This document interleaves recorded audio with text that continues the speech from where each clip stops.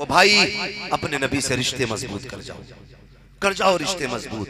अभी हमने नहीं देखा कितने जनाजे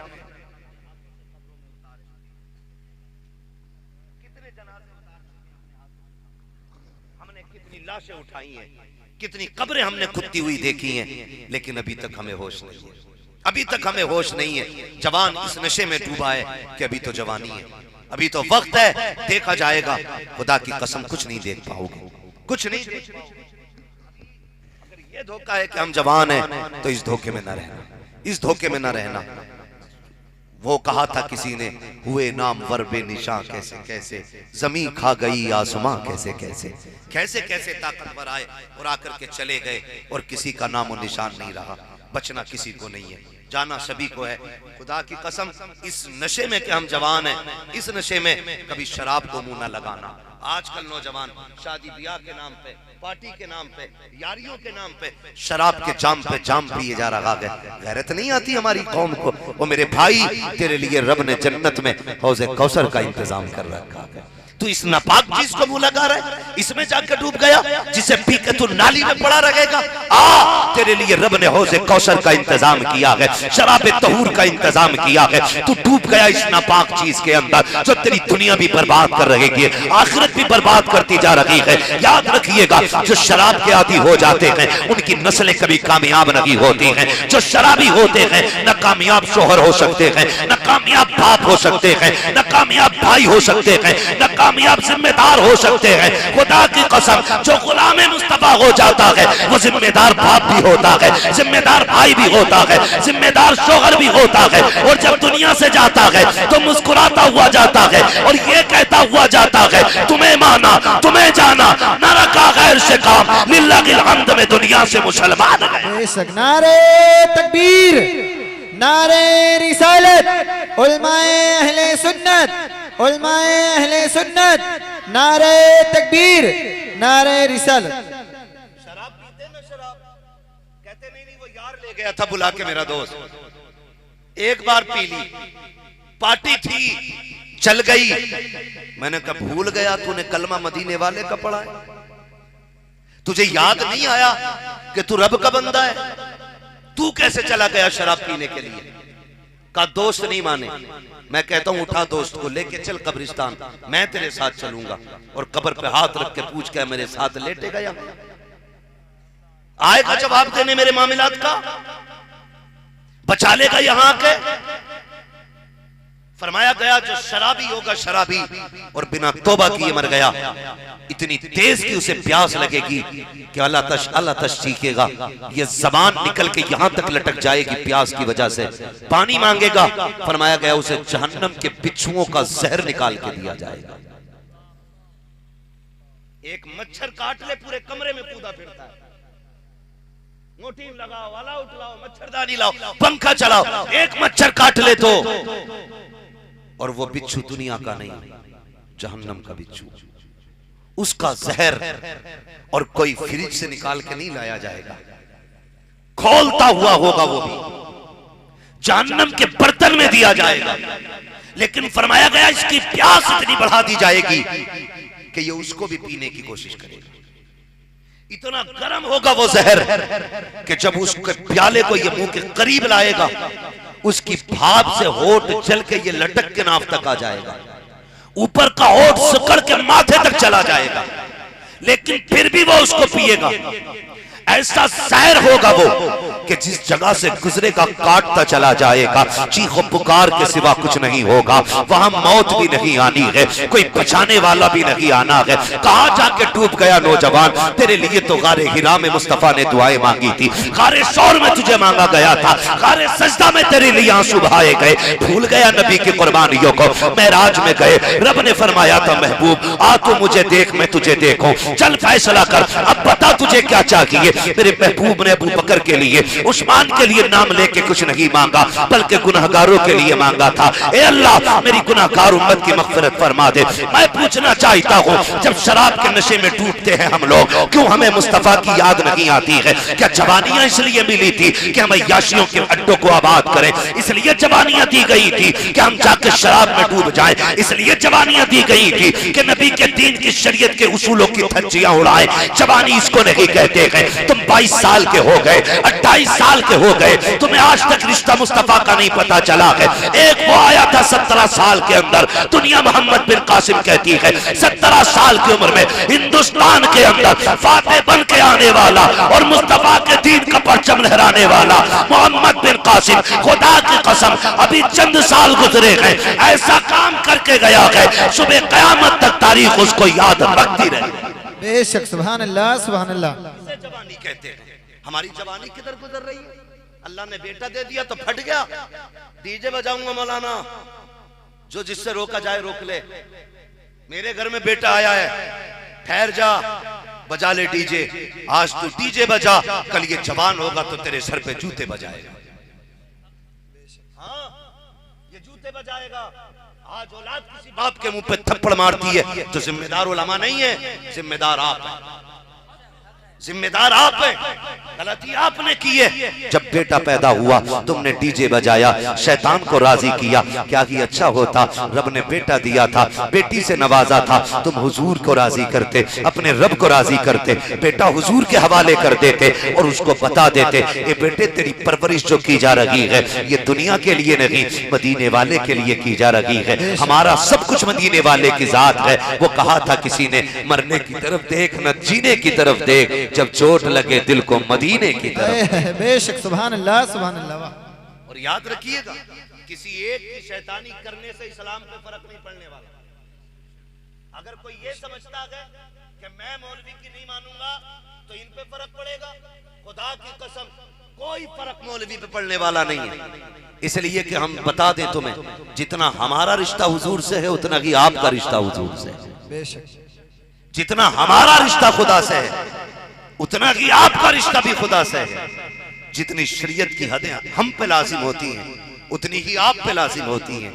जितना एहसान हम पे मदीने वाले का है उतना ही एहसान सब पे मदीने वाले का है। तो हम कोशिश ये करें कि अपनी जिंदगी में अल्लाह और उसके रसूल को राजी करें, अल्लाह और उसके रसूल को राजी करें। यही असले जिंदगी है, यही असले जिंदगी है। लेकिन हम बेटे को क्या सिखाते हैं?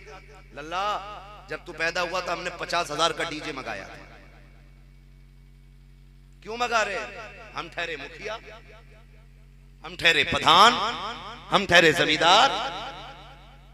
अगर डीजे नहीं बजा तो फिर नाक और मूंछ पे घी का चिराग कहां से जलेगा? जला ले चिराग मूंछ पे, मगर होश करना कहीं इस मूंछ के चिराग से तेरे कपड़ों में आग ना लग जाए। हाँ, और सच्चाई भी यही है, दिल के पपोले जल उठे सीने के दाग से, इस घर को आग लग गई घर के चिराग से। अपने बच्चों को क्या सिखाया हमने? क्या सिखाया? मिलाद कर ले, बेटा दिया अल्लाह ने। कह रहा नहीं नहीं, वो दादी नहीं मान रही। दादी कह रही है कि मिलाद तो हमारे यहाँ मैयतों में होती है, खुशी के मौके पे तो कुछ रंगीनियां होनी चाहिए। ये वो दादी है जिससे कोई नमाज पढ़ तो कह रही घुटने काम नहीं कर रहे, कुरान पढ़ तो कह रही है टहले काम नहीं कर रहे। नेक कामों में करने में इस दादी पे मैयत आ जाती है। और जब डीजे बाजे गाजे हो जाए ना तो ये कूदती है हिरन की तरह। वो कह रही है भी दिल नहीं लग रहा, बस एक पैर तो आ चुका, दूसरा फिसलने की देर है, सारा दिल इकट्ठा लगने वाला है।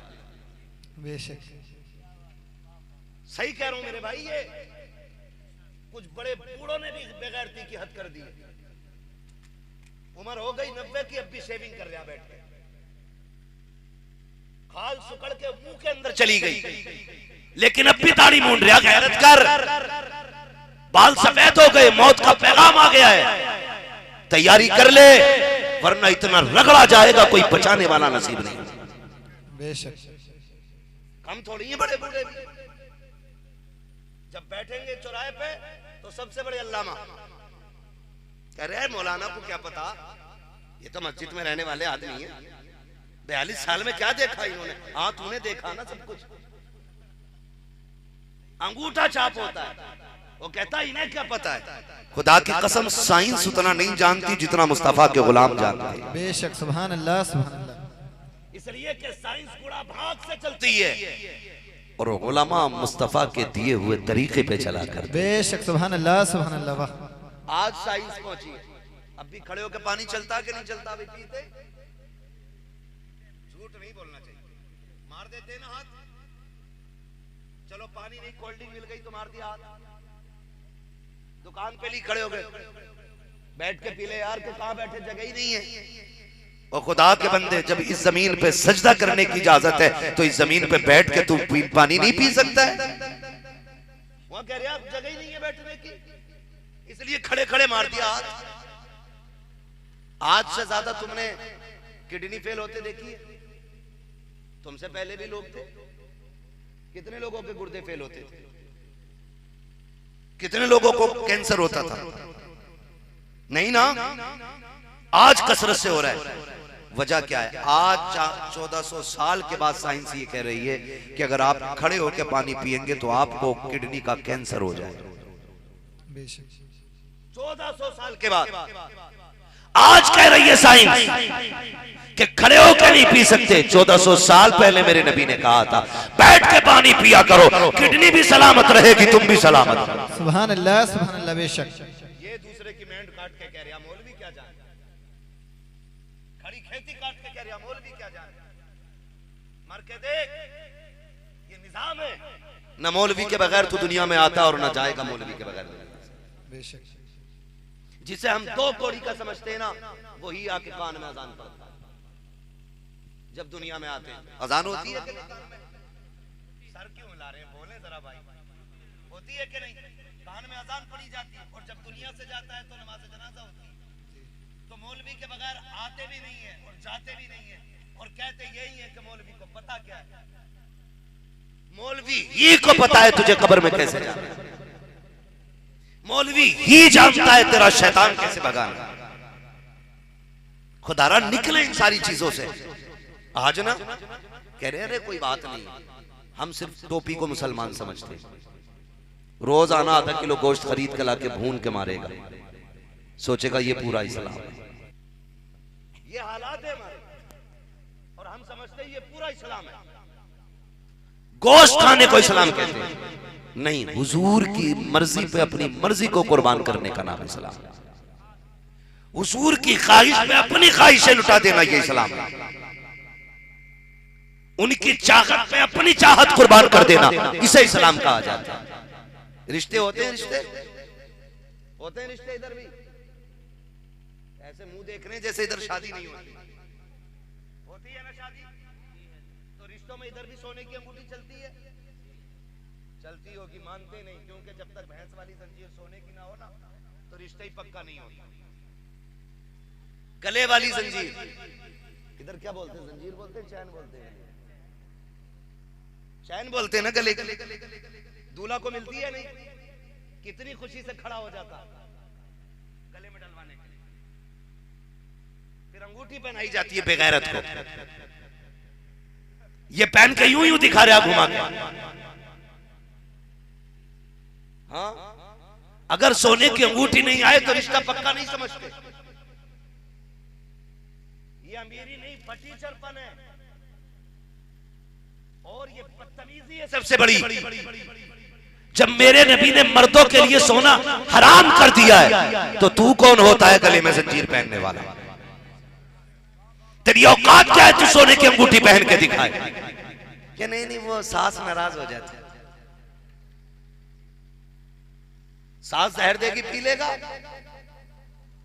पी लेगा कोई सास के हाथ का दिया हुआ जहर? कोई तो मजनू होना चाहिए इतना बड़ा। नहीं पी सकता ना कोई भी, जबकि हम माँ बाप से ज्यादा सास को इज्जत देते हैं। लेकिन फिर भी नहीं पी सकते ना। तो सास ने जंजीर पहनाई गले में, हाथ में अंगूठी पहनाई। तूने कहा नाराज हो जाता, साला पहना रहा था, ससुर बैठा था, एक बार तू ये तो कह देता नहीं भाई ये नहीं पहननी है, अगर इसको पहनूंगा, अगर नहीं पहनूंगा तो तुम नाराज होगे, पहनूंगा तो मदीने वाला नाराज हो जाएगा।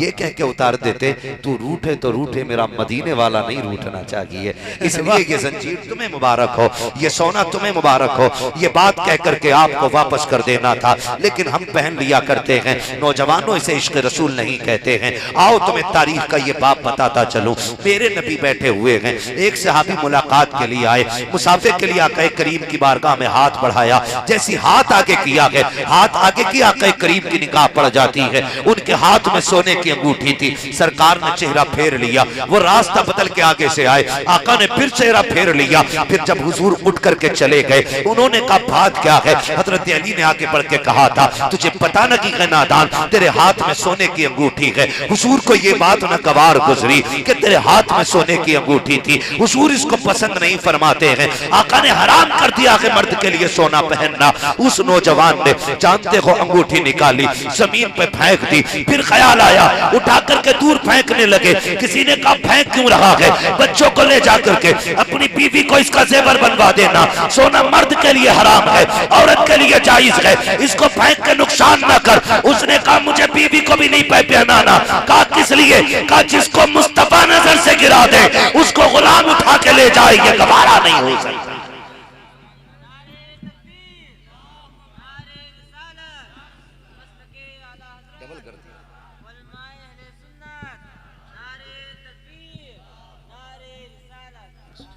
तवज्जो है सारे लोगों को? तो इसलिए नौजवानों आज अहद करो, आज के बाद सोना पहनोगे, सारे वादा करें पहनेंगे सोना, जोर से पहनेंगे सोना। वो अमीर नहीं है जो सोना पहनता है, अमीर वो है जो हुजूर की मोहब्बत में सोने को ठोकर मार देता है। उसे असल अमीर कहा जाता है, उसे असल अमीर कहा जाता है। लेकिन आज तो अल्लाह माफ करे, देखें सास रूठे तो रूठ जाए, इसलिए सास एक नहीं तो दूसरी मिल जाएगी, दूसरी नहीं तो तीसरी मिल जाएगी, तीसरी नहीं तो चौथी मिल जाएगी, चौथी नहीं तो पांचवी है। सास तो मिल सकती है लेकिन मदीने वाला दोबारा नहीं मिलेगा। अपने महबूब को नाराज न करें, अपने हुजूर को राजी करें। अल्लाह तौफीक दे, औलाद दे तो रब का शुक्र अदा किया करें, अल्लाह को राजी करने की कोशिश किया करें। कई बार होता क्या है ना, जिनके पास औलाद होती है वो कदर नहीं कर पाते, वो जिनके पास नहीं होती है वो दरबदर की ठोकरें खाते। ये भी एक बड़ा मामला है। जिन्हें दी है ना अल्लाह ने औलाद, वो शुक्र अदा नहीं कर पाते, वो शुक्र अदा नहीं कर पाते। माँ बहनें भी बैठी हैं, नौजवान भी बैठे। मैं गुजारिश करूंगा खुदारा अगर औलाद परेशान भी करे ना तो कभी बद्दुआ ना दे। माँ बाप कभी औलाद को बद्दुआ ना दें, इसलिए कि माँ बाप की जबान से निकला हुआ एक एक जुमला औलाद के हक में पत्थर की लकीर होता है, पत्थर की लकीर होता है। और बात बात में कभी गुस्सा आ जा तुझे मरी ले जा, ये कही जाती है ना बात, तुझे मौत आ जाए मर जा जाके तू।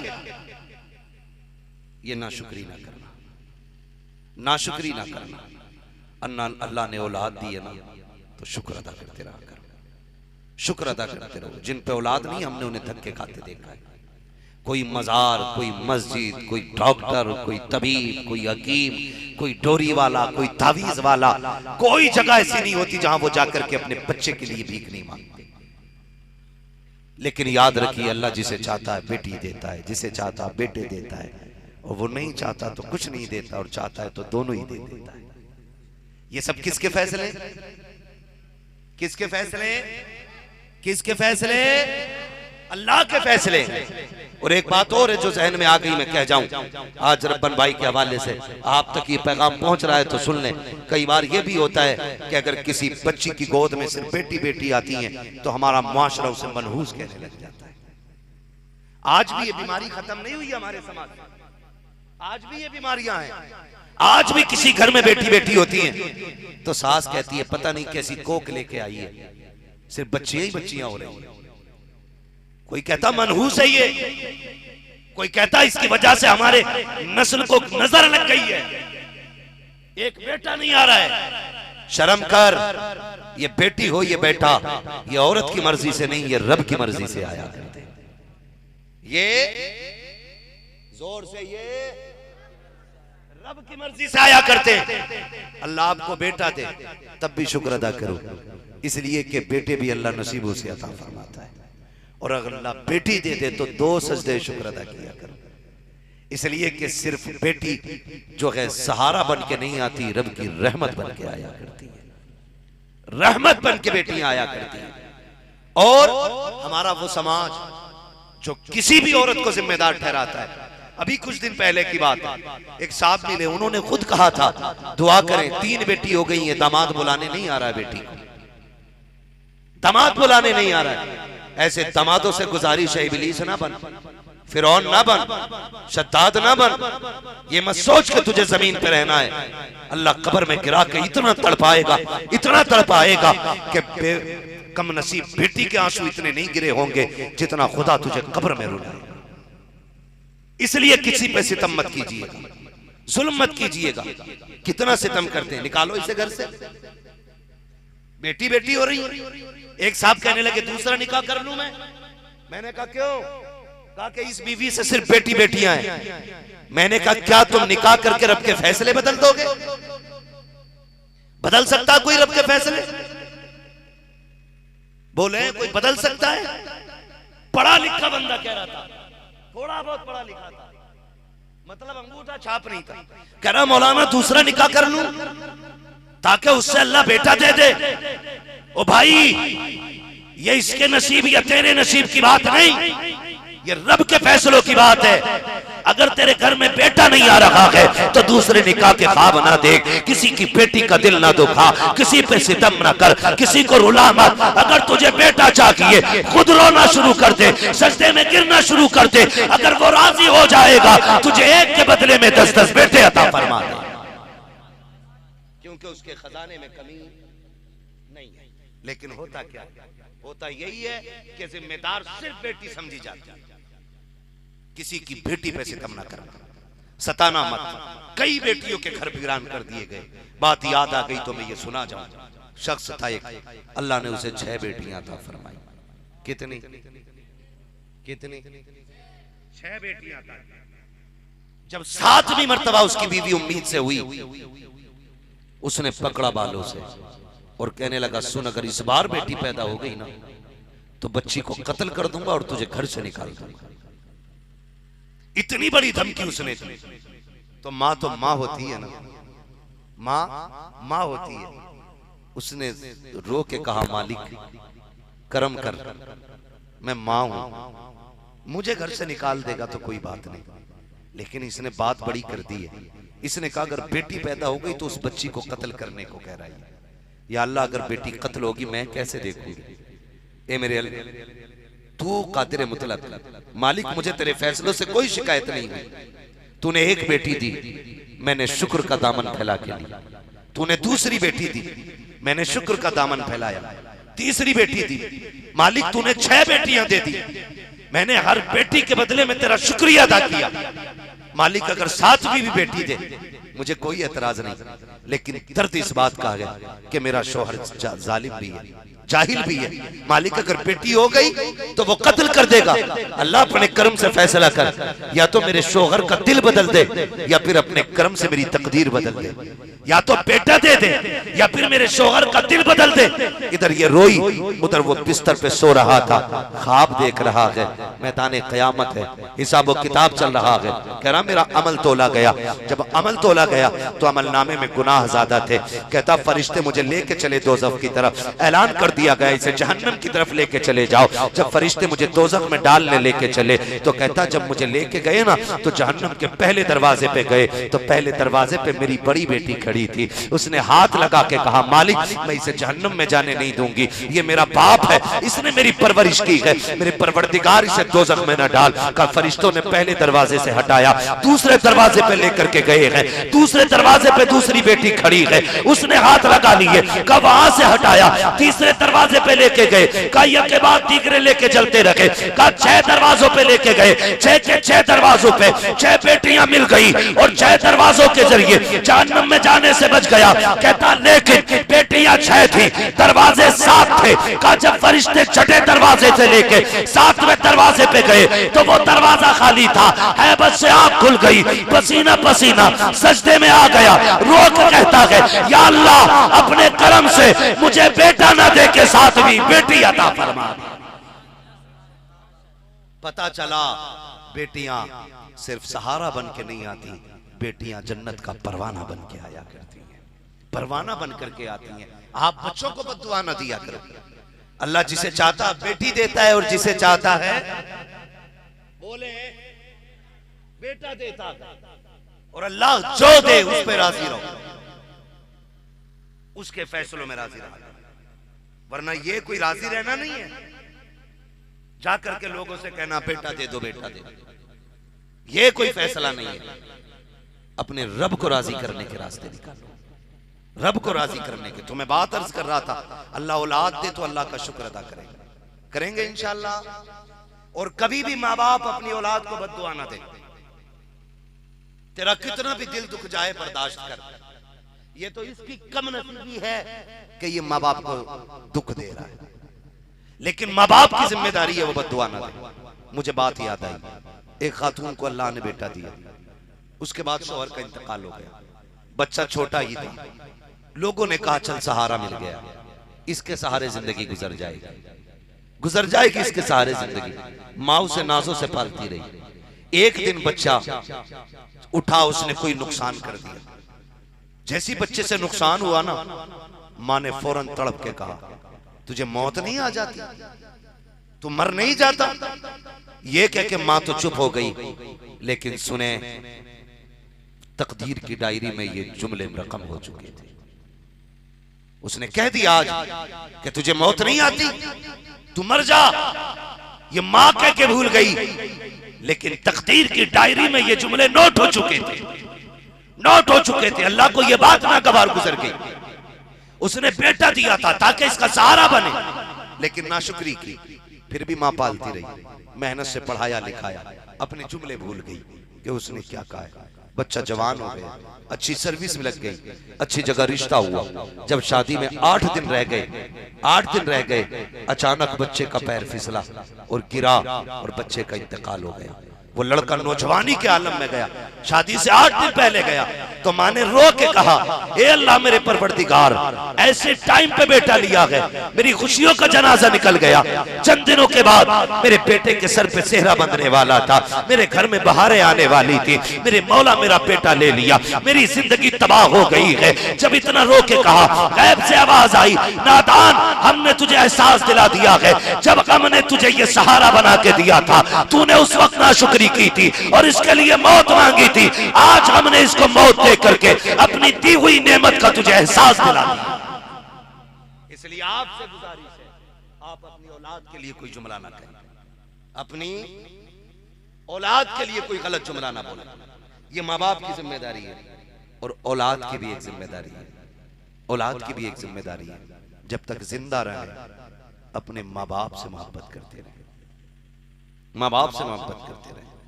इसलिए कि माँ की कीमत कोई अदा नहीं कर सकता है, नहीं कर सकता ना। बाप के माथे के पसीने का कोई हक अदा नहीं कर सकता, माँ के दूध के कतरे का कोई हक अदा नहीं कर सकता। माँ तो माँ होती है। खुदा की कसम अगर बस चले तो जिंदगी दे के अपनी औलाद को बचा ले, जान देकर भी औलाद को बचा लेती है माँ, जान देकर भी औलाद को बचा लेती है। आज औलाद की जिम्मेदारी है वक्त दे के माँ बाप को बचाया जाए, वक्त दे के माँ बाप को बचाया जाए। मेरी तो दुआ है अल्लाह रब्बान भाई की औलाद को इनका फर्माबरदार रखे, बेटी को कनीज़े फातिमा ज़हरा बनाए, बेटे को गुलाम मुस्तफ़ा बनाए। ये दुआ है और यही दुआएं मांगा करो। जब बच्चियां होशियार हो जाएं, बच्चे समझदार हो जाएं, तो उन्हें जमाने की अमीरी की खबरें नहीं देनी है, मुस्तफ़ा की गुलामी की खबरें उन्हें पढ़ानी है, हुजूर से मोहब्बत के सबक उन्हें पढ़ाने, हुजूर से इश्क कैसा करना है ये अपनी औलाद को समझाना है। अपने बच्चों को आदी बनाएं कि वो तुमसे कहानियां सुना करें। आज कहानी सुनने का वक्त किसके पास है? ना सुनाने का वक्त है ना सुनने का वक्त है। आज बच्चे रो देते हैं ना तो माँ मोबाइल चला के दे देती है, मोबाइल चला के दे देती है और अपना आप लग जाती है गीबत में। अल्लाह माफ करे, कई औरतें तो ऐसी होती हैं मैयत में भी जनाजे के पास जाके एक दूसरे के कपड़े चेक करती है। तेरा सूट कितने का है, कौन से बाजार से लिया था? उससे फुर्सत मिलती है तो कहते हैं तेरी नंद अब लड़ती तो नहीं है, तूने सास का बोलता बंद किया कि नहीं किया? ये कंडीशन हमारी मां बहनों की, ये हालत है हमारे घरों में। और मेरी बहन, अपने बच्चों को अपना वक्त दिया करो, बच्चों को वक्त दिया करो। बच्चे रोए, उठा के मोबाइल दे दिया, लो चलाओ, और अपना आप लग गई बातों में। आज बच्चों को हमारी जरूरत है। माँ की गोद बच्चे का हक होता है। माँ की गोद, माँ की गोद बच्चे का हक होता है। अगर बच्चे रोए तो उन्हें सीने से लगाए माँ, ये लाजिम होता है हर माँ के ऊपर, लाजिम है हर माँ के ऊपर। जरा सोचो, आज ये छोटे हैं, इनको हमारी जरूरत है, हम इन्हें वक्त नहीं दे रहे। कल जब हम कमजोर हो जाएंगे, हमें इनकी जरूरत होगी। तुम्हें नहीं लगता ये भी तुम्हारे हाथ में मोबाइल लाके दे देंगे? कल जब तुम बूढ़े हो जाओगे और कहोगे अल्लाह बात सुन, तो कहेगा अब्बा परेशान ना करो, ये लो मोबाइल, इस पे मैंने 2 GB वाला रिचार्ज कर दिया है, 1 महीने जम के मोबाइल चलाओ। अगला फोन तब आना चाहिए जब ये एमडी खत्म हो जाए। यही होना है, लिख लो इस बात को। अगर आज अपने बच्चों को आप वक्त नहीं दोगे तो कल आपके बच्चे आपको वक्त नहीं देंगे। मैं बहनों से मैं गुजारिश करूंगा, अगर बच्चे रोया करें, इन्हें मोबाइल दे के वक्त जाए न किया करो। अगर बच्चे रोया करें, इन्हें मोबाइल दे करके इनका वक्त ना काटा करो। अगर बच्चे रोया करें तो करना यह है, जो गोद इनका हक है, इनको सीने से लगाया करो और इन्हें गाने सुना के ना छुपाओ, बल्कि वो लोरियां दो जो मुस्तफा के गुलामों ने दी थी, ताकि आने वाली नस्लें डांसर पैदा ना हो, गुलामे मुस्तफा बनकर पैदा हो। क्या सिखाना है? उन्हें सीने से लगाओ और ये लोरी दो कि मैं सो जाऊं या मुस्तफा कहते कहते कुले आंख सल्ले अला कहते। ये लोरिया बच्चों को दिया। आज तो डिस्को लगा के अम्मा ने दी, और जब वो होश संभालते ही डांस कर जा तो हाफिज जी क्या पढ़ा रहे हो, मेरा लोंडा नाच रहा। तो ये हाफिज जी ने नहीं, मेरी बहन, ये तूने पढ़ाया, इसे तुमने पढ़ाया। इसलिए बच्चों की सही परवरिश करें। तालीम सबसे ज्यादा जरूरी है। माँ बाप अपने बच्चों को पढ़ाएं जरूर। अगर आप पढ़ाएंगे नहीं तो आप कितने भी पैसे वाले हैं, आपके बच्चे चोर बनेंगे, डाकू बनेंगे, डकैत बनेंगे, धोखेबाज बनेंगे, लुटेरे बनेंगे, एक अच्छे इंसान नहीं बन सकते। ये भी बात सोची सर। मारेरा शरीफ वाले एक आवाज देते हैं, आधी रोटी खाएंगे, बच्चों को पढ़ाएंगे। इस बात का मतलब समझते हैं? इस बात का मतलब यह है कि अगर आधी भूख खा के भी सोना पड़ा तो हम भूख बर्दाश्त करेंगे, लेकिन औलाद को जाहिल नहीं रखेंगे। यह मतलब है इस बात का। तो आप अपने बच्चों को तालीम से भी आरास्ता करें, उन्हें पढ़ाएं लिखाएं, उन्हें काबिल बनाएं, और खुदारा अपनी नस्ल को एक बेहतरीन राह दें। और बेहतरीन राह क्या है? वो हुजूर के इश्क की राह है, हुजूर से मोहब्बत की राह है। हुजूर से इश्क सिर्फ जवानी में नहीं, सिर्फ बुढ़ापे में नहीं, बल्कि बचपन में भी इश्क किया है लोगों, बचपन में इश्क किया। हुजूर का विसाल हुआ, विसाले पुरमलाल के बाद हजरत बिलाल ने मदीना छोड़ दिया। क्यों छोड़ा? इसलिए छोड़ दिया कि जब मदीना छोड़ के जाने लगे, हजरत अबू बकर सिद्दीक आ गए आगे से, बिलाल मदीना छोड़ के ना जाए। कहा क्यों? कहा तुम भी चले जाओगे, हुजूर भी चले गए, दिल नहीं लगेगा। तो हजरत बिलाल ने कहा था, हुजूर के बगैर अब इन गलियों में दिल नहीं लगता। तो अबू बकर सिद्दीक ने कहा था, बिलाल ठहर जाओ, तुम्हें मैंने खरीदा था। तो हजरत बिलाल ने कहा था, अबू बकर अगर अपने लिए खरीदा था तो रोक ले, और अगर हुजूर के लिए खरीदा था तो फिर जाने दे। इतना कहना था अबू बकर सिद्दीक की गर्दन झुक गई। कहा बिलाल मैंने अपने लिए नहीं, मैंने मुस्तफा के लिए खरीदा था। हजरत बिलाल मदीना छोड़ गए, मुल्क शाम जाके बस गए। जब मुल्क शाम जाके बसे जब एक रात सोए तो ख्वाब में हुजूर तशरीफ ले आए। बोल दे जरा सुभान अल्लाह। अल्लाह करे जो जोर से सुभान अल्लाह बोला है आज की रात के सदके उसके ख्वाब में हुजूर तशरीफ ले आए। जो इससे भी ज्यादा जोर से बोले अल्लाह आज की रात में हुजूर उसको दीदार करा दे। माशाअल्लाह, अल्लाह सलामत रखे। तो हुजूर ख्वाब में तशरीफ लाए और क्या फरमाते, आका ने फरमाया बिलाल याद नहीं आती हमारी, याद नहीं आती हमारी, काश किसी दिन हुजूर हमारे भी ख्वाब में आ जाए। वो कहा था किसी ने इस आस में जीता हूं कह दे ये कोई आकर चल तुझको मदीने में सरकार बुलाते हैं। सुना है आप हर आशिक के घर तशरीफ लाते हैं, मेरे घर में भी हो जाए चरागा।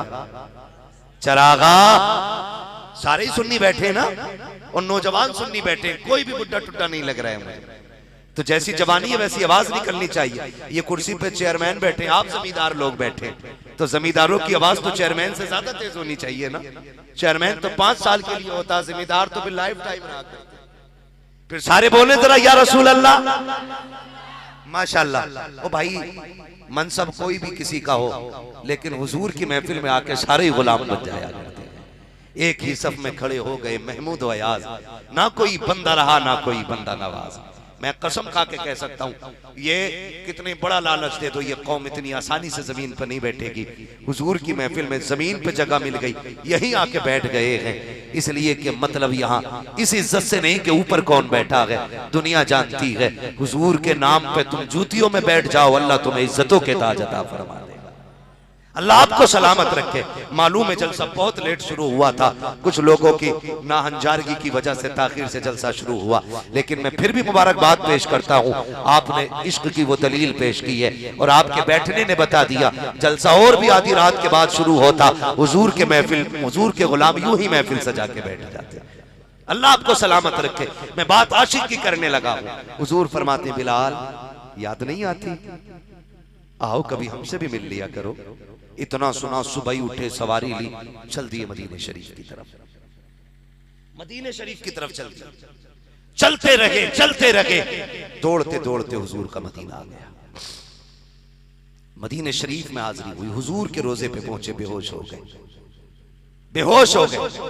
कहने लगे या रसूल अल्लाह इतनी दूर से बुला के पर्दा किए बैठे, आका गुलाम को बुलाया दीदार नहीं कराएंगे। बेहोश होके गिर गए। होश आया, अजान का वक्त हुआ। जब जोहर की अजान का वक्त हुआ हजरत अबू बकर सिद्दीक कहने लगे बिलाल अजान तो पढ़ दो, अजान तो पढ़ दो।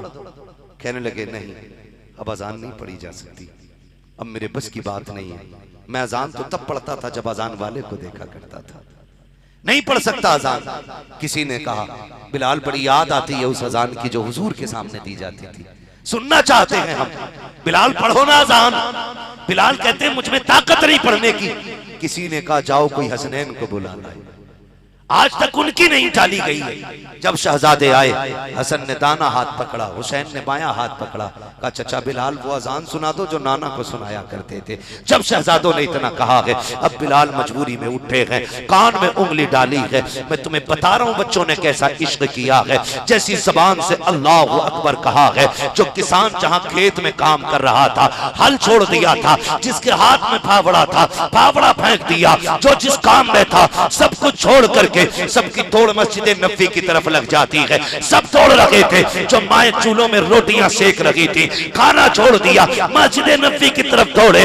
बच्चे माओ की गोद में उछल उछल के कह रहे थे ए मां बताना ये आवाज तो मुअज्जिन रसूल की लग रही है, लगता है हुजूर का बिलाल आ गया है। माए कह रही थी हाँ बेटे बिलाल की अजान है। जब अजान पढ़ते बिलाल को देखा, बच्चे माओ का मुंह चूम के कहते थे ए मां मुअज्जिन तो आ गया है, बताना इमाम कब आएगा, ए मां बिलाल आ गए हैं, आमिना के लाल कब आएंगे। सहाबा फरमाते हैं ऐसी कयामत या तो उस दिन थी जिस दिन हुजूर का विसाल हुआ था, या फिर आज थी जब बिलाल अजान पढ़ रहे हैं। बच्चे माओ से लिपट लिपट के हुजूर का पता पूछ रहे हैं, कह रहे हैं कि कलेजा तो तब फटने लगा था जब एक बच्चा मुस्कुराता हुआ मस्जिद नबी से उस शहर की तरफ दौड़ा जब मदीने शरीफ से बाहर से आता था। लोगों ने बच्चे को दौड़ते हुए देखा और हंसता हुआ जाता था, लेकिन कुछ देर के बाद जब पलट के आया तो रोता हुआ आ रहा था। किसी ने कहा यार गया कहाँ था? हंसता हुआ गया था, रोता हुआ आया कि क्या हो गया है? उसने कहा मैंने बिलाल को देखा तो समझा अमीना का लाल भी आता होगा। मैं दौड़ करके बाहर इसलिए गया था ताकि आका का इस्तकबाल करूं, लेकिन काफी देर खड़ा रहा। फिर ख्याल आया मेरे आका का तो विसाल हो चुका है। अल्लाह अकबर, ये बच्चों का इश्क है, ये बच्चों का इश्क है। मैं ये कहता हूँ हुजूर का इश्क है जब सीनों में उतरता है तो जवानियां देख के नहीं बल्कि दिल देख करके सीनों में उतर जाया।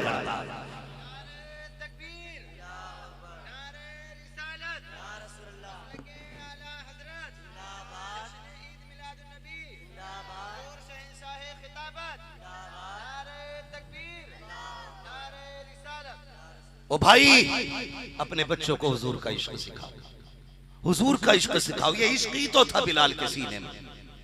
अजान पढ़ते पढ़ते जब अशहदू पे पहुंचे, अशहदू अन्ना, यहां जाके ठहर गए। लुकमा दिया किसी ने, शायद बिलाल को कलमे याद ना रहे।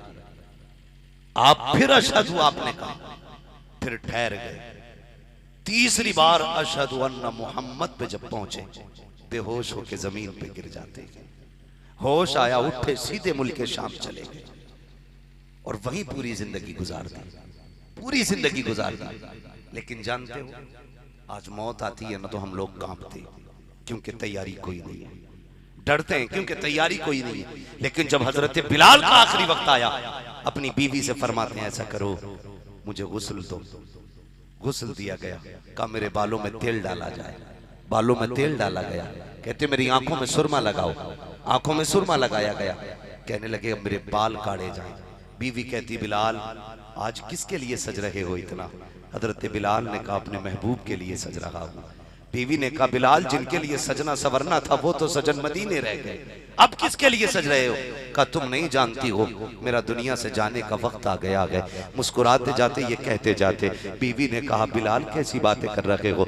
लोग मौत का नाम सुन के कांप जाते हैं और तुम मुस्कुरा रहे हो, वजह क्या है? कहा जिस महबूब के लिए बिलाल आज तक तड़पता रहा है, कब्र में उसी महबूब से मुलाकात होने वाली है, उसी यार का चेहरा देखना है, उसी महबूब से मुलाकात करनी है। खुदा की कसम ये इश्क था, और जिसके सीने में ये इश्क आ जाता है जब वो मरता है तो तड़पते हुए नहीं बल्कि ये कहते हुए मरता है लगन में इश्क रुखे शह का दाग लेके चले, अंधेरी रात सुनी थी चराग लेके चले, तेरे गुलामों का नक्शे कदम है रागे खुदा वो क्या भटक सके जो ये सुराग ले।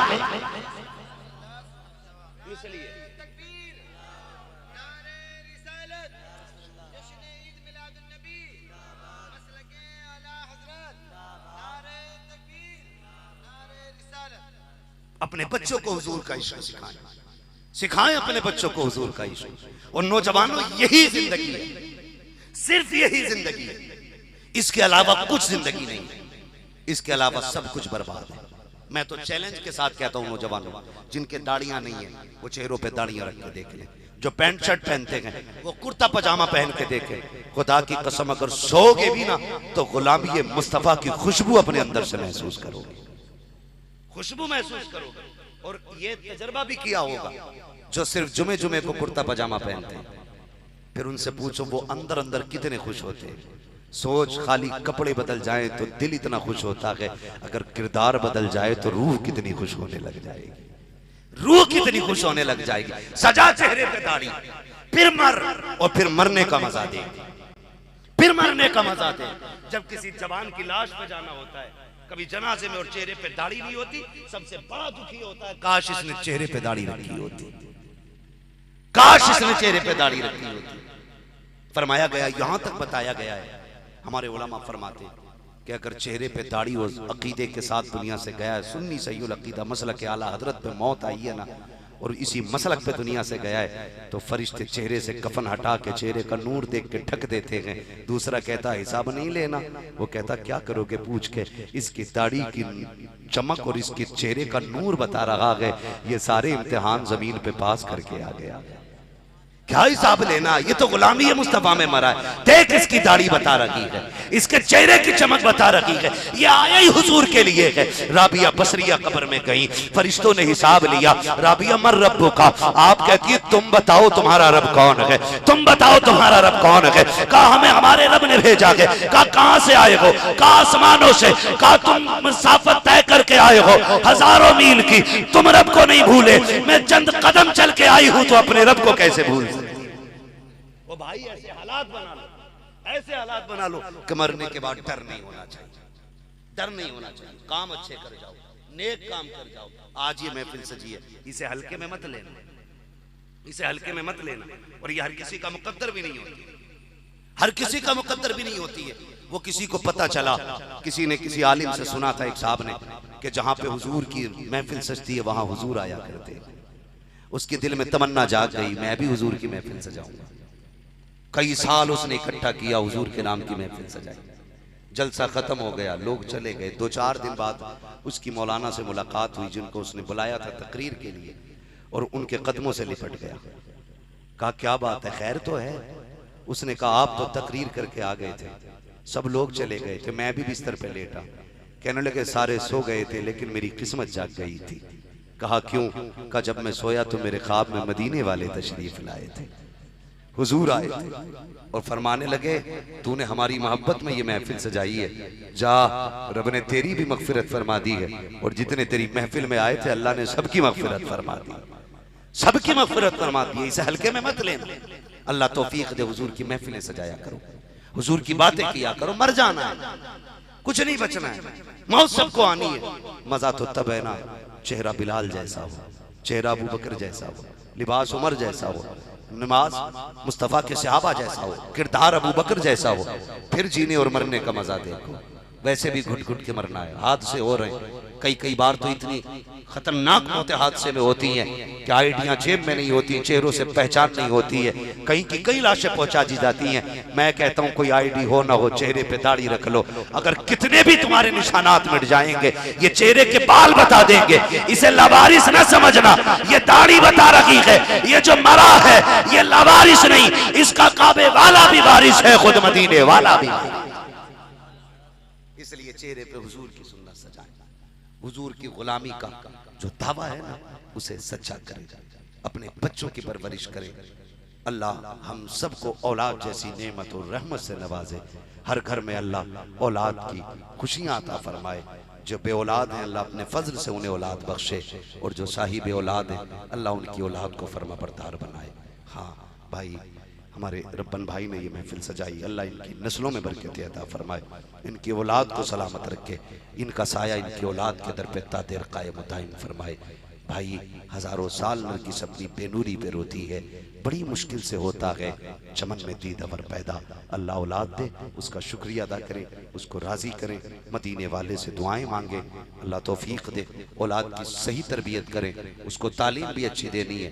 एक बात और मैं रब्बन भाई के जरिए और सभी लोगों से ये बात कह के जाना चाहता हूँ, याद रखिए फरमाया जो गया है, जिसको अल्लाह ने 3 बेटियां दी उसने पाल पोस के उनको बड़ा करके इज्जत से रुखसत कर दिया। हुजूर फरमाते वो जन्नती है, तो उसमें ख्याल रखिएगा 3 काम है, खाली जवान करके शादी नहीं करना है। 1 घंटा हो गया भाई, कल ईद भी है, थोड़ा ख्याल रखिएगा। ये तो रब्बन भाई की मोहब्बत थी जो आज की रात में हम अपना घर छोड़ के यहाँ चले आए हैं, सिर्फ इसलिए मैंने सोचा अगर रब्बन भाई इतनी कुर्बानी दे सकते हैं तो फिर थोड़ी कुर्बानी हमें भी देनी चाहिए।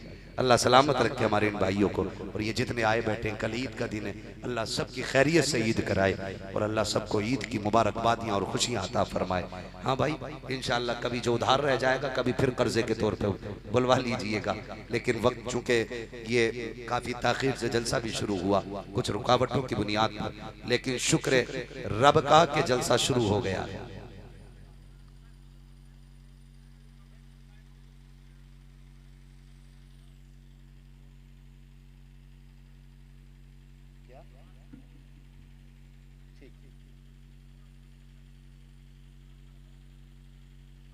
सबकी अलग अलग फरमाइश होगी तो बहुत लंबा हो जाएगा, मैं कोई एक फरमाइश पूरी कर लेता हूँ, बैठ जाएं भाई, अल्लाह सलामत रखे, ये मोहब्बत है आपकी। तो मैं जो बात अर्ज कर रहा था उसको भी जरा गौर से सुन लीजिएगा, बहुत गौर से इस बात को सुन लें कि सिर्फ शादी कर देना काफी नहीं है, बल्कि फरमाया अगर बेटी पैदा हो तो पहला हक उसका यह है कि नाम अच्छा रखा जाए।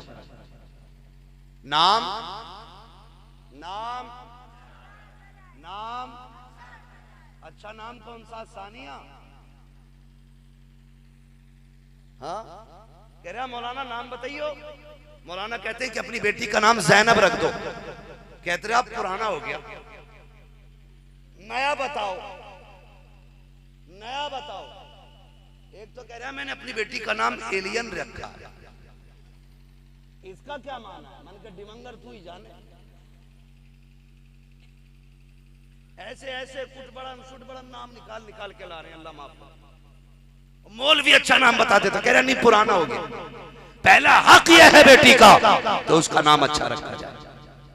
और जमीन पे अच्छा नाम फातिमा है। महबूब फरमाते हैं जो मेरी बेटी की मोहब्बत में अपनी बेटी का नाम फातिमा रखेगा, अल्लाह कयामत में मेरी बेटी के सदके में उसकी बेटी की भी मगफिरत फरमाएगा और उसके बाप की भी मगफिरत फरमा देगा। पहला काम क्या है? अच्छा नाम रखना। कौन सा? अच्छा नाम रखना, ये पहला हक। दूसरा हक फरमाया गया फिर उसकी तरबियत अच्छी होनी चाहिए। ये बच्ची का दूसरा हक है कि उसकी तालीम और तरबियत दुरुस्त होनी चाहिए। हम अपनी बच्ची को दीन सिखाएं, शरीयत मुस्तफा सिखाएं, कुरान पढ़ना सिखाएं, उसको शरीयत के मसाइल सिखाएं, जायज नाजायज का इल्म दें, फिर ये उसका हक अदा हो जाए। और खाली IAS MBBS IPS बना करके तुमने शादी कर ली तो एक हक मार लिया बेटी का। आप पढ़ाइए सब कुछ लेकिन दीन भी सिखाइए। इतना तो सिखा दो कम से कम कनीज़े फातिमा कहलाने की हकदार बन जाए। हाँ, दुनिया की सबसे पहली मुफ्तिया को आयशा सिद्दीका कहा जाता है। सबसे पहली मुफ्तिया, सबसे पहली फकीहा औरतों में हजरत आयशा सिद्दीका, उम्मुल मोमिनीन आयशा सिद्दीका रज़ी अल्लाह ताला अन्हा। अल्लाहु अकबर दीन के मसाइल बताती थी। आज हमारी बहनों को पाकी नापाकी के मसाइल याद नहीं, जायज नाजायज के मसाइल याद नहीं, फिर नमाजें कैसे दुरुस्त होंगी? इसलिए दीन सिखाना जरूरी है, दीन सिखाना जरूरी है। दो काम हो गए। फिर तीसरी चीज यह है कि जब बेटी का रिश्ता करें तो दीनदार लोगों में करें। किन में करें? या पैसे वालों में? दीनदार घराना देखें। किसी शराबी के हाथ में बेटी का हाथ नहीं जाना चाहिए, किसी जुआरी के हाथ में बेटी का हाथ नहीं जाना चाहिए, किसी कबाबी के हाथ में बेटी का हाथ नहीं जाना चाहिए। अगर हाथ देना है तो कुरान के कारी के हाथ में हाथ दो, मस्जिद के नमाजी के हाथ में हाथ दो, रोजा रखने वालों के हाथ में हाथ दो, गरीबों की मदद करने वालों के हाथ में हाथ दो, दूसरों के काम आने वालों के हाथ में हाथ दो। इसलिए कि जो रब का हक अदा करेगा वही तेरी बेटी का भी हक अदा करेंगे। ये काम अगर जिसने ये तीन काम कर लिए, फरमाया फिर वो बंदा जन्नती है, फिर वो बंदा जन्नती है। सारी औलाद सबको प्यारी होती है, औलाद सबको प्यारी होती है, लेकिन हक अदा करना जरूरी होता है। कितनी प्यारी औलाद होती है। हुजूर वो हैं जो सारे नबियों के इमाम, सारे जोर से सारे। नींद आ रही है, मैं तो खुद खत्म करने लगा था। अगर जाग रहे तो बोले, वरना मैं बिल्कुल अभी खत्म कर देता हूं। सारे नबियों के, सारे नबियों के इमाम है, मगर औलाद की मोहब्बत देखें, औलाद की मोहब्बत देखें। हसनैन करीमैन सगे बेटे नहीं, नवासे हैं, नवासे आल हैं हुजूर की, नवासे मुस्तफा की। लेकिन कमाल ये था, हुजूर सजदे में होते, नवासा कमर पे आ जाता, हुजूर सजदा लंबा कर देते थे। रिश्ते देखिएगा, कभी शहजादे कंधे पे बैठते, कभी हुजूर की दाढ़ी से खेलते और हुजूर मुस्कुराते रहते थे। ये रिश्तों की तो बात है। और बढ़ के बात बताऊं, हुजूर की बारगाह में एक सहाबी की शिकायत लगी। 14 साल उम्र सहाबी की। इमाम हुसैन की उम्र शरीफ उस वक्त में तकरीबन 5 या 6 बरस की। ये उम्र शहजादे की। किसी ने आके शिकायत की, या रसूल अल्लाह, एक नौजवान बच्चा है, नई उम्र का बच्चा है, अजीब मसला उसका है। कहा क्या बात है? कहा कि सुने, जब आपके शहजादे चलते हैं ना तो वो पीछे पीछे चलता है, लेकिन तकलीफ और शिकायत या जो बात है वो आपसे कहनी ये है आका कि जब वो चलता है ना आपका शहजादा तो वो मिट्टी उठा के सर पे डाल लेता है, सर पे डाल लेता। आका ये अमल सही है उसका? हुजूर ने फरमाया बुलाओ। बुलाया गया। जब खबर पहुंची तेरी शिकायत लगी है, बच्चा खाना खा रहा था, लुकमा छूट गया, डर की वजह से कांपते हुए उठा, लेकिन जो बुलाने वाले आए थे ना उनसे आगे आगे जा रहा था। ठहर, रुकना, इतनी जल्दी क्यों जा रहा है? तेरी शिकायत लगी है और मुजरिम तो डर के चलते हैं, दबक के चलते हैं, तू दौड़ के जा रहा है। उसने कहा शिकायत हुई है, अपनी जगह है, मदीने वाला बुला रहा है, ये बात अपनी जगह। हुजूर ने बुलाया इसलिए दौड़ के जा रहा हूं। हुजूर की बारगाह में पहुंच गए, महफिल सजी है। आका ने बुलाया इधर आओ। बुलाया, शहजादे हुजूर के इमाम हुसैन बगल में बैठे, फरमाने लगे इन्हें जानते हो? जी। कौन है ये? कहा ये ज़हरा के लाल है, आपके नवासे। अच्छा, तुम्हारी शिकायत ये हुई है कि जब ये चलते हैं तुम इनके पीछे चलते हो? कहा जी सच है। कहा जहां इसके कदम पड़ते वहां की मिट्टी उठा लेते हो? कहा ये भी सच है। कहा सर पे डालते हो? कहा ये भी सच है। फिर हुजूर फरमाते बताइए क्यों करते हो? बच्चा रोने लगा। कहा या रसूल अल्लाह, जो चाहे सजा दे, लेकिन मेरे दिल की बात यह है, पूरा मदीना हुसैन से प्यार करता है, लेकिन मैं तेरे हुसैन से इश्क करता हूं, मैं तेरे हुसैन से इश्क करता हूं। आका इनके कदमों की खाक को सर का ताज बनाता हो, वो अब जो सजा चाहे आका अता फरमा दे। जैसे इतनी बात कही है, मेरे नबी अपनी जगह से उठ के खड़े हो जाते हैं। खुदा की कसम, नबी महराज में चले, अर्श की ख्वाहिश है कि तलवे चूमने मिल जाए, बैतुल मुकद्दस से गुजरे, नबी सब खड़े हैं कि मुक्तदी बनने का शरफ मिल जाए, आसमानों से गुजरे, फरिश्ते इक्तदा चाहते हैं। अब अंदाजा लगाइए, मेरा नबी अपनी जगह से उठ के खड़ा हुआ और बाजू फैलाए, फरमाया तेरी सजा ये है, तू मोहम्मद के सीने से आके लग जा।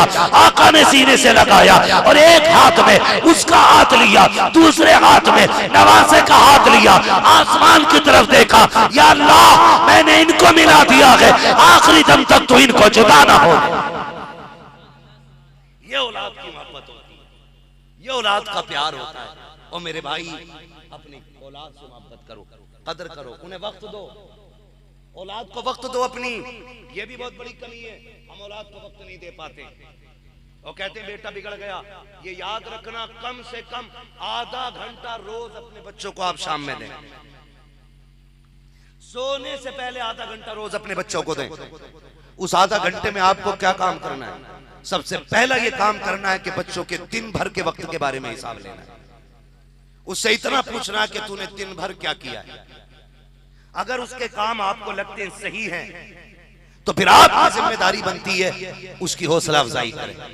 और कहीं आपका बच्चा अगर गलत लगता है तो फौरन बच्चे को समझाएं।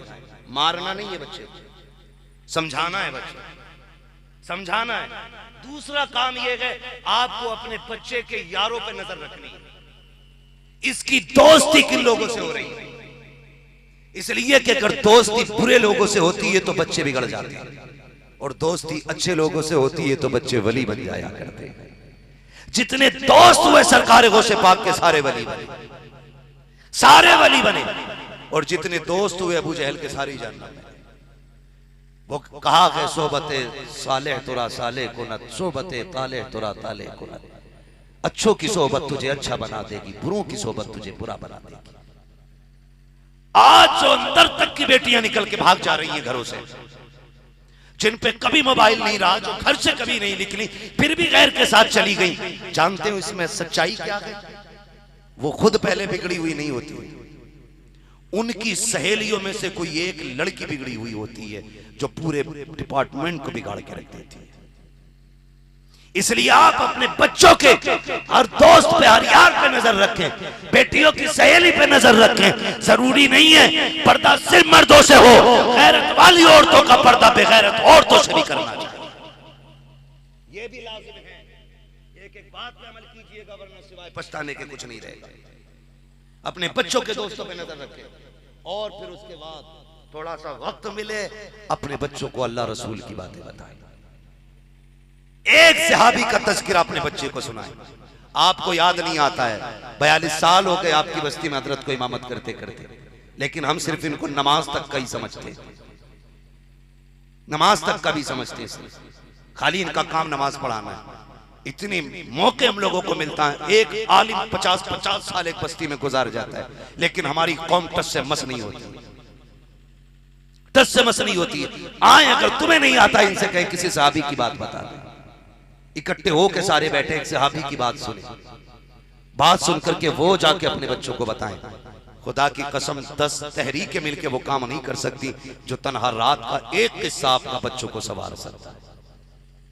इसलिए बच्चों की सही परवरिश करनी है तो उनके यारों पे नजर रखें, उनके वक्त पे नजर रखें और वक्त दें अपने बच्चों को, वरना जब बच्चे हाथ से निकल जाएंगे तो फिर इनके पास तुम्हारे लिए वक्त नहीं होगा, इनके पास तुम्हारे लिए वक्त नहीं होगा।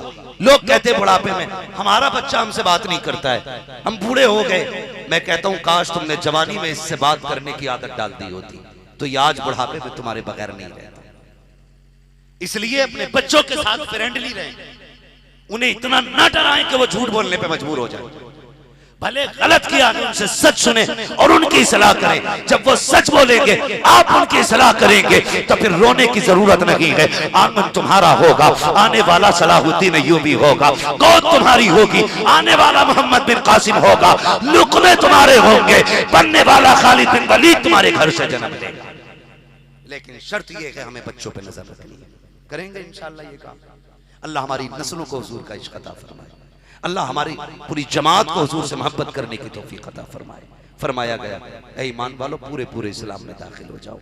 अल्लाह खुशी दे या गम दे, बातें हुजूर की करनी है, बातें हुजूर की करनी है। अल्लाह बेटा दे या बेटी दे, बातें हुजूर की करनी है।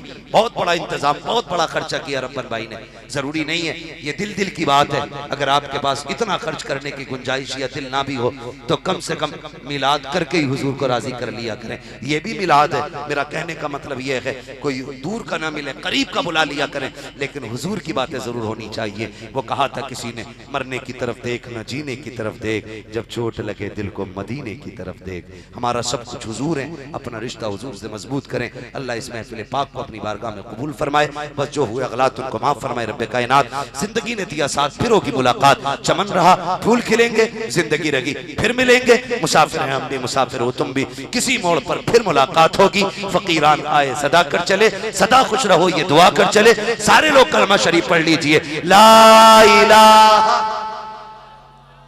कम से कम मेरे भाइयों मैंने आपसे सुभान अल्लाह तो बार बार नहीं कहलवाया, और ये कोई मैंने अच्छा काम नहीं किया, नहीं कहलवाया। अलबत्ता मैं चाहता था कि आपके जहनों में मेरी बातें उतर जाए। अगर आज के बाद एक बच्चे की परवरिश अच्छी हो